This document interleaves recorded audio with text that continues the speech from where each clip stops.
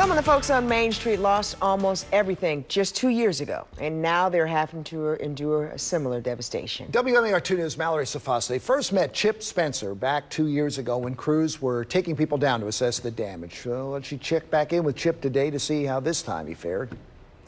Yeah, Jimmy and Kelly, I first met Chip in August of 2016. He was one of the few restricted from entering his home for months. This is what it looked like. So we caught up with him again in October of 2016. He still couldn't live in his home, but he could take stock of everything. And it wasn't until last week that he would finally be able to move back in. Then a storm hit Ellicott City again. As you can see, you look through there, that looks like one big old wide open hole. That's because it is. That big hole is how Chip Spencer once entered his home. The damage in 2016 so catastrophic, city officials had announced they would tear the two buildings down with Spencer's belongings inside.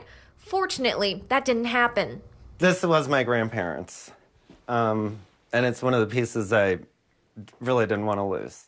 They rebuilt the foundation and Spencer was finally granted access in October of 2016. But moving back in would take much longer. Spencer's been living with family since July 30th, 2016, waiting for renovations to be complete. I've really been struggling with whether or not to move back down there. So I decided I would wait for the construction to be finished before I made a final decision. And construction just wrapped up last week. He had plans to visit the building in the next few days when he got back from his vacation in Florida. But before he could, he started receiving frantic calls and texts on Sunday. Even though I wasn't physically there this time, it was like reliving it all over again. He saw the videos of the rushing water on Facebook, the river gushing out of his building's windows, and had flashbacks of horror. If you've ever lived or worked in the historic district, it really becomes part of your soul. And to see this happening to the town and the people I love again is devastating.